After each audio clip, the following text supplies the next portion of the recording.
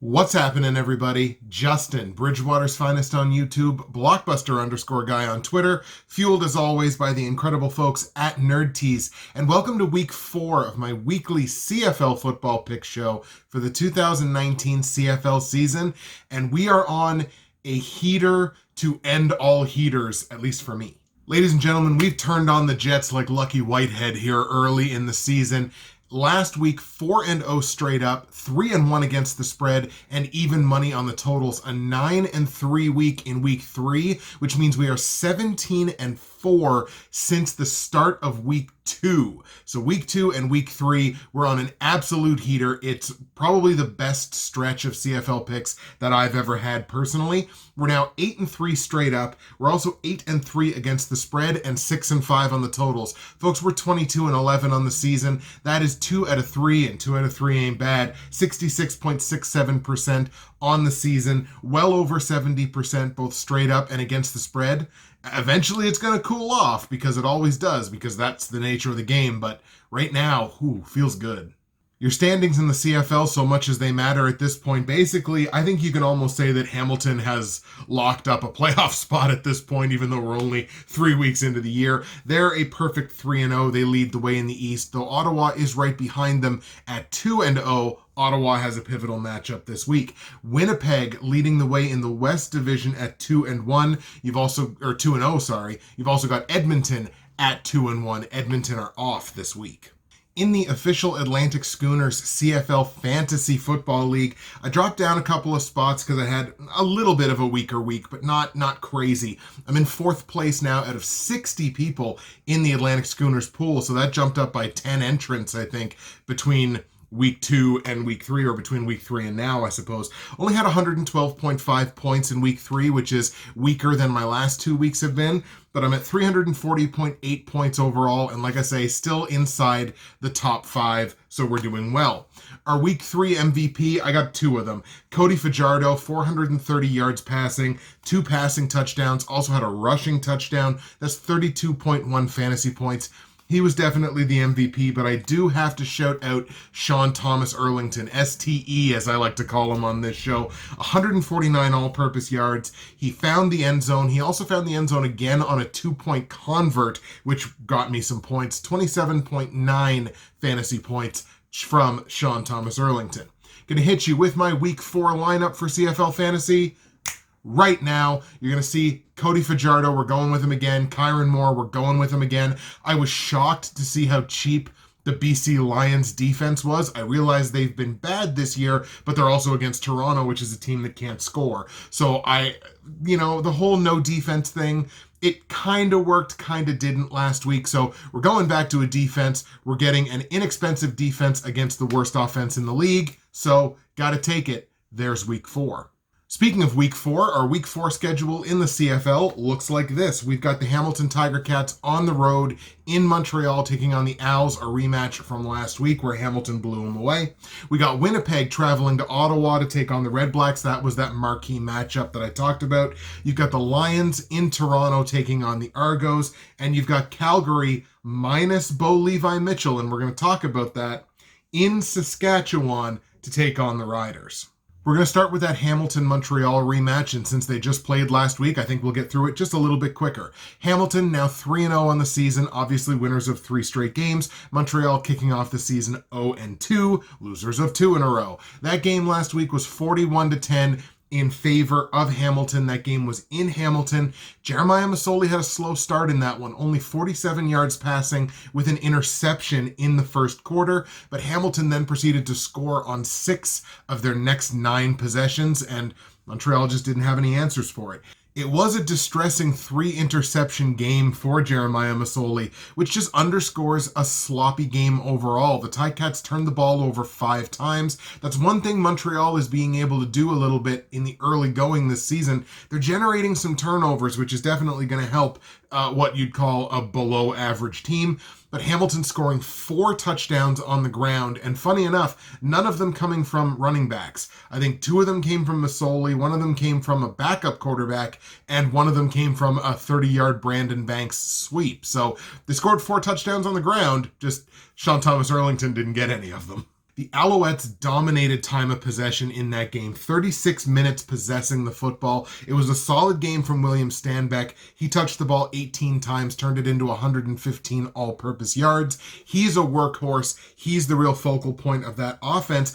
There's stuff here to grow on, and this is why I'm actually optimistic about this Alouettes team this season. The Ticats had 3 receivers, those being Brandon Banks, Addison, as well as Sean Thomas Erlington, go over 100 yards receiving in that game last week. You had Jagarrett Davis, who records 3 of Hamilton's 6 team sacks. Hamilton really controlled the game at the line of scrimmage, and Montreal's secondary just really didn't have any answers for the big guns on Hamilton. Worth noting for the Alouettes too, Matthew Schiltz, who is like their 3rd string quarterback, I guess. He saw some playing time in this one, kind of sprinkled in the second half. Schiltz completed 75% of his passes, so I mean, he certainly came in and did a good job in limited action. I gotta believe this is still Vernon Adams' gig, at least for one more week. If Hamilton blows him out again, who knows?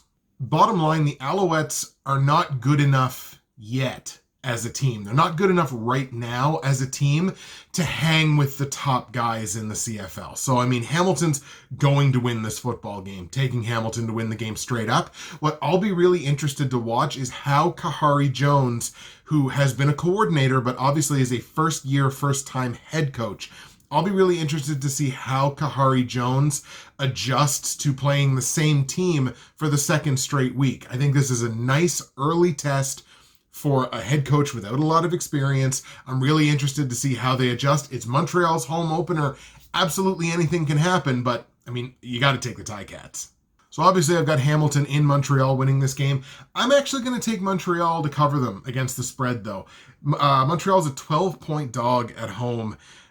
You know what? They were 4-1 against the spread at home last year. So they weren't a good team, but at home they were at least competitive against the spread. And I remember a similar line to this. I think it was against Calgary in Montreal early in the season. I think Calgary was like 10.5-point favorites or something, and Montreal covered that number. So it's a very similar situation.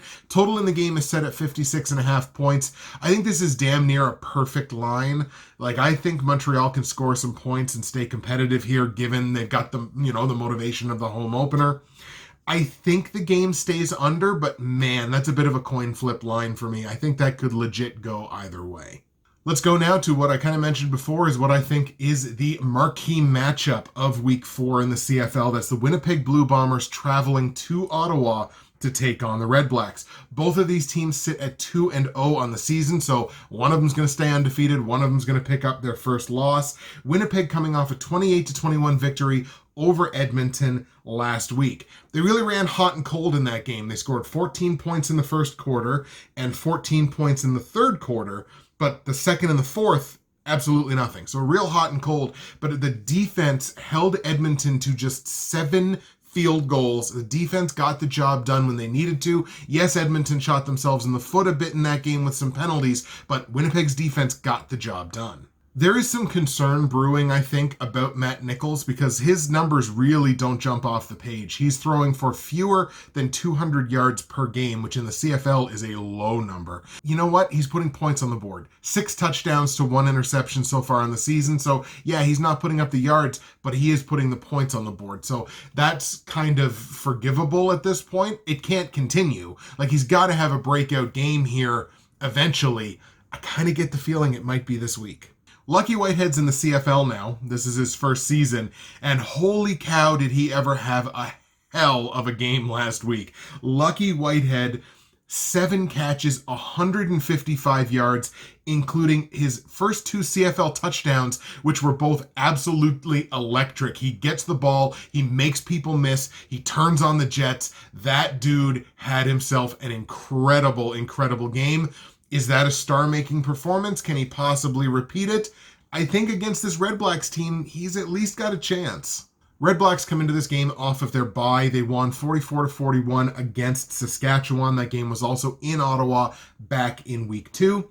The defense leaves a little something to be desired, especially in that game specifically. But you know what? The offense bailed them out, and it was Dominique Davis delivering above 75% passing, 354 yards, 3 passing touchdowns, a really good game for Dominique Davis, which did counterbalance Cody Fajardo in that game, who threw for 79%, 360 yards, 2 passing touchdowns. The real difference maker in that football game was Dominique Rhymes, who absolutely played with his food in a matchup against Nick Marshall, consistently beating Nick Marshall downfield. It was almost embarrassing. 11 catches, a $168, and a touchdown. That overshadowed, like I said, the defense leaving something to be desired, allowing 468 yards of total offense. Here's my personal opinion, and maybe this is me going a little too hard on a team that's 2-0. And this feels like one of those they're going to prove you wrong idiot moments, but I'm going to go with it anyway. Ottawa got lucky to win that game back in week 2, and I think Winnipeg's going to feed them their own socks this week. In betting terms, this is my upset pick of the week. I like the Winnipeg Blue Bombers in Ottawa to pick up a win on the REDBLACKS. I think that defense is more suspect than people are saying that it is. They're also giving up 35 points a game. I think Winnipeg can exploit that, put points on the board. The Winnipeg Blue Bombers are the Rodney Dangerfield of the CFL. They're not getting no respect at all. Blue Bombers in Ottawa pick up the win this week. On the line, Ottawa's favored by 3.5 points at home. We like Winnipeg to win, so obviously we're taking Peg plus 3.5 against the spread. Total in the game set at 54.5 points. I think this is a layup for an over. I've got this thing personally capped at a low to mid 60, so I think this goes over 54.5 points comfortably. In fact, this is a game that's really tempting to grab on like a teaser, like say tease Winnipeg up to, what would that be, up to 9.5 points, and then tease the over, which would tease it down to I think 48.5. Before we move on to our final 2 games of the week, I will of course take the time, like I always do, to shout out my wonderful partners and sponsors at NerdTees, nerdtees.ca. Got to use that promo code BWFinest. It is going to save you 15% at checkout. You're going to get free shipping in Canada on any order over $75. And why wouldn't you spend $75 when there's so much good stuff to buy? Also, if you're in the US, you get a great conversion rate on the US dollar. 2 clicks of a button, everything is in US dollars for you. We just make it that easy. Today's blend is delicious Ontario peaches, which I think are in season for about another 16 seconds. So you might want to hurry up before my pitch is over to try to get yourself some Ontario peaches. They're delicious, taste good, it's great cold, it's great hot, and I think they're officially out of season. So, you know what? Better luck next time. Nerdtees.ca. Promo code BWFinest. Get your savings, get your free shipping. If you're in the US, get your great conversion rate. Find yourself something to love, or find someone you love something to love. You can do it on nerdtees.ca. We go to Toronto now for a battle of 2 winless teams, the BC Lions at 0-3, visiting the Toronto Argonauts at 0-2, and both losses for the Argos have been kind of embarrassing. But we'll start with the BC Lions. Lions losing 36-32 last week against the Calgary Stampeders in Calgary. That, of course, was the game where we saw Nick Arbuckle come into the game to relieve Bo Levi Mitchell. It's hard not to call like a 4-point loss at Calgary at least something of a victory, especially for a team that was bad on the road last year. Like, hey, you only lost by 4 points. But they had multiple large leads in this game, and that just kind of seems to be the leitmotif for the BC Lions, is blowing significant leads. What I can say about that football game is that was vintage Mike Riley. That was easily his best performance in a BC Lions uniform. 36 of 42 passing, that's 86%, 354 yards passing. He threw for 2 touchdowns, no picks, added a rushing touchdown on 21 yards on 9 carries. That is Mike Riley in a nutshell right there. Short yardage monster, lots of pass attempts, lots of completions, couple of touchdowns, big yardage. That was a Mike Riley game through and through. So look out everybody else, because it looks like Mike Riley might have hit his groove. The Lions also pounded Calgary in time of possession, over 37 minutes with the football on offense. Really was a game that they really let get away. They pounded them in the run game, but they allowed points on all of their fourth quarter possessions, including allowing a successful onside kick, which let Calgary get back in that game. So it's not the offense. It's not the offense that's the question mark for BC, but it's most certainly that defense. One of the great things about playing the Toronto Argos is you don't really have to have a good defense because they barely score 10 points a game. Argos, again, 0-2, coming off a 32-7 loss in Saskatchewan to the Roughriders, which got the Roughriders season back on the right tracks, which we'll talk about a little bit later. A lone second quarter James Franklin touchdown pass, basically the only bright spot in what was a restaurant quality beatdown on both sides of the football. To add injury to insult, James Franklin also got injured late in that game. He's taken out. McLeod Bethel Thompson comes in for the second straight week. Franklin was hurt on a Charleston Hughes sack, which tends to be what happens when you play against Charleston Hughes. You got to assume it's McLeod Bethel Thompson time. But we haven't gotten an official word that it's McLeod Bethel Thompson time. We don't know whether Franklin is actually injured, or if he just, he got banged up. They were down late. It's a blowout. Just put MBT in. But, it's starting to get to that point that you got to at least think about it being MBT time. 14 touches and 99 all-purpose yards for James Wilder Jr. in that game. Certainly an improvement over the Week 1 performance. It's still less than I'd like to see. You want to see Wilder touch the ball probably 20 times like Andrew Harris tends to do. But it's at least an improvement over, it was Week 2. It was the Argos Week 1, but it was Week 2 where Wilder was barely involved in the game. I tell you what, folks, I'll make you a promise right now. When the Toronto Argos prove to me that they can score 20 or more points, allow 30 or fewer, and heavens to Murgatroyd do it in the same game, maybe I'll start considering picking with them. Until they prove that they can do either one of those things individually or put them together in the same, in the same 60 minutes, you can't. Toronto's going to win a game at some point, but I don't think it's going to be this one, and you cannot, in your right mind, pick with Toronto at this point. So we're definitely going to go with the Lions. I think Mike Riley is going to shred them. Even though the Lions are not a good road team, their defense has been bad. Riley's not exactly what I'd call a great road quarterback. I feel like he's kind of gotten comfortable in the new surroundings. So we're going to take the BC Lions, our third straight road team. We're hoping for Road Warriors this week.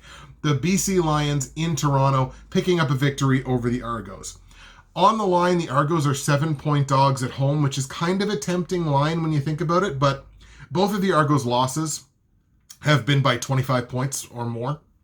So we're going to take BC to cover the -7. And again, BC's not a great football team. Their defense has a lot of problems, but Toronto can't score. They cannot score. They've been allergic to scoring points this season. I think they've got 21 points in 2 games. They're not putting up points. So, what are you going to do? It's only a touchdown, so we're going to take the better team by the full touchdown. Total in the game set at 55.5 points. I was originally on the over here. I kind of capped this at a high 50, low 60, something like that. But, boy, I don't know, because the Argos, you don't know what you're going to get offensively. And if there was any game for the Lions defense to kind of pin their ears back and get some confidence, it's this one. I'm going to go under on it, under on the 55.5, but I do worry about a blowout. I worry about the Lions' possibility that they hang 50 on them. And that possibility is going to be there for virtually every Argos game this season. So I'm going to go under, but that's a coin flip. And the last game we're going to look at is the aforementioned Calgary Stampeders and Saskatchewan Roughriders game. Both of these teams coming in at 500 or worse. Calgary is at 1-1, but they did pick up a win last week. Saskatchewan also getting their first win of the season last week. Calgary, as we mentioned a little bit earlier, that 36-32 victory against the BC Lions in Calgary. The Bo Levi Mitchell injury obviously is the big storyline here. And originally thought it was the shoulder. Turns out it's the pectoral muscle. That could really cast an ominous shadow on the rest of the Calgary Stampeders season. If you think about it, if he misses, let's say he misses 6 games, let's say he tore the pec. If he misses 6 games, I mean, could they wind up being 4-4? Is that where you want to be in the West Division? I don't think so. So this could, again, this has repercussions for the Stamps' whole season. We talked about BC and their blown leads. The Stampeders in this game had deficits of 15-0, 22-1, 25-13, and 32-21. But the Stamps pull off a 23-point fourth quarter, stealing what had to start feeling like a must-win game, especially after Bo Levi Mitchell got injured. It's like, man, if we don't win this game, we're down 0-2. And this is like, it would be, catastrophe time in Calgary if they go down 0-2. But again, Nick Arbuckle comes into the game, goes 9 for 9, scores the game-winning touchdown. That was a throw to Eric Rogers. He leads the comeback. It was a huge moment. It could be a season-defining moment. The Roughriders, meanwhile, are coming off that 32-7 decisive victory against the Toronto Argonauts. That was a game in Saskatchewan. Cody Fajardo dominant in that football game. 77% passing, 430 yards, 2 touchdown passes. He added another one rushing, did not throw an interception. That was the Riders' home opener. It was a home opening win. Definitely one of those games that can turn around the entire momentum of a season after starting 0-2. Also, who have I been talking about for a year? My boy, Kyron Moore, at Moore_of_Kyron on Twitter. He's a good Twitter follow. He was electric in this football game, including a 98-yard touchdown reception from Cody Fajardo as part of 4 catches for $127 and that score. That 98-yard touchdown was the longest Riders touchdown since 2002. Riders also blanked the Argonauts in sacks, 4 sacks to 0, and they controlled the pass game in the secondary. Had some pass knockdowns, couple of interceptions. It was a complete team victory for Saski. I would say reminding Saski, oh yeah, we're a good football team. Granted, the game was against Toronto, but that Riders defense got to be feeling themselves after that game. Bo Levi Mitchell looks like he's not going to play in this one. He had the MRI. They're seeking a second opinion on the MRI, which you got to think, oh boy, what does that mean? And look, this is just a prime spot for the Riders to go to 2-2 and make their statement that, like I was saying, they were not as bad as their 0-2 starting record indicated. That's the way I'm going here. I think they're the one home team that picks up a win this week. I'm taking Saski in Saski to beat the Calgary Stampeders. On the line, the Riders are favored by 3.5 points, due of course in no small part to the Bo Levi Mitchell injury.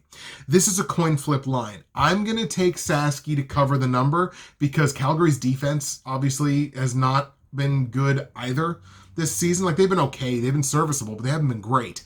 They haven't been what you normally expect from the Stampeders defense. I cannot say a word to you if you're taking the points with the Calgary Stampeders. That is the thing that screams at me in my brain, you idiot, why are you not taking the points? But it's all about spots, and I think this is the spot for Saski to win this game by a touchdown, maybe a little bit more. So the 3.5 points, I'm happy to take that, but I can't say a word to you if you like the other side of that line. Total in the game is only set at 51 points. I've got this thing capped at a high 50, at a high 50, maybe even a low 60. So I think this is another one that's a slam dunk over this week. 51 points, it's a low total for the CFL. So we're going to go over the 51-point total. We're taking Saski straight up, and we're hammering Saski minus 3.5 against the spread. There you go, folks. Those are your picks for week 4 in the CFL. We're going to go over them here with you one more time. We've got Hamilton traveling to Montreal. I like the Ticats to pick up the victory on the road in Montreal, but I am hedging my bets and taking Montreal plus 12 against the spread in a game that stays under 56.5 points. I like the Winnipeg Blue Bombers to go into Ottawa, hang a loss on the Red Blacks, would be the Red Blacks' first loss on the season. Like Winnipeg to win that one. So obviously we're taking Winnipeg plus the points, plus 3.5 against the spread in a game that goes over 54.5. I like the BC Lions to go into Toronto, hang another loss on the Argos, send them to 0-3, and in the process, pick up BC's first win of the year. I like the Lions to cover -7 against the spread in a game that stays under the 55.5 point total, but coin flip on that one. And I like the Saskatchewan Roughriders as the only home team to defend home field successfully this week. Sasky over Calgary. I like Sasky to cover -3.5, but again, flip of a coin, in a game that goes over 51 points. Ladies and gentlemen, that's it for me. Justin, Bridgewater's Finest on YouTube, Blockbuster_guy on Twitter, fueled as always by the incredible folks at Nerd Tees. The Week 4 episode is in the book. I hope you enjoyed it. I hope you enjoy the games this week, and we are going to see you again for Week 5 in the CFL. Even though it's a Canadian football show, we just had our Canada Day. Happy July the 4th tomorrow to all of my friends south of the parallel. You know, we had our day, now you guys get yours, and from what it looks like, she's a big old party. So be safe, have fun, enjoy the 4th of July, watch yourself some Canadian football this week too, and we'll see you next week.